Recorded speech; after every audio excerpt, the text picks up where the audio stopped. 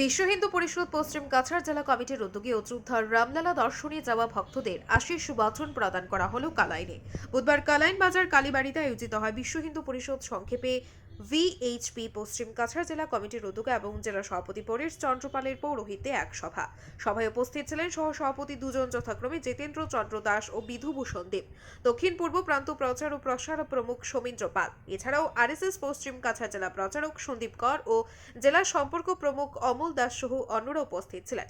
আগামী 14 ফেব্রুয়ারি রাতে দক্ষিণ পূর্ব প্রান্তের অন্যান্য কার্যকর্তাদের সাথে পশ্চিম কাছাড় জেলা থেকেও এক প্রতিনিধি দল অযোধ্যায় রওনা হবেন।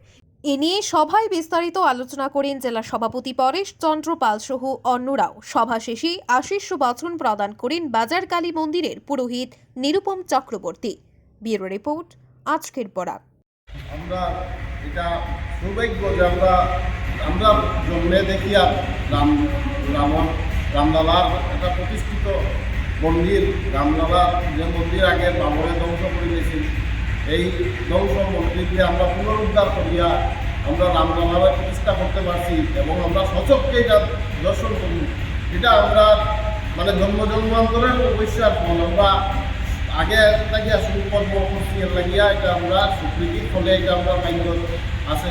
তারে আগে বুঝছেন যে বহুত বাহ্যতা তীর্থ দর্শন হয়, তাইলে মানুষের তীর্থ দর্শন হয়, বহুত অর্থ আছে, সামর্থ্য আছে, কিন্তু তীর্থ দর্শন হয় না। তীর্থ দর্শন তারা হয় যারা ভাগ্যে থাকে, তারা তীর্থ দর্শন। তো আমরা যারা তীর্থ দর্শন ভাগ্য আছে, যারা আসন রামলালার দর্শন করতে যাই, আর আমরা সবার ভাগ্য আছে, আমরা রামলালায় ডাকছই যাইব।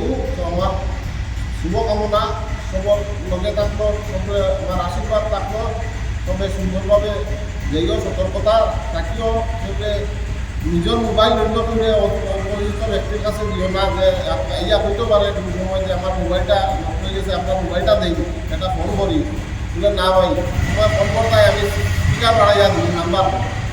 হ্যাঁ, যেরকম সতর্কতা থাকতে লাগলো, সতর্কভাবে যাইবায়।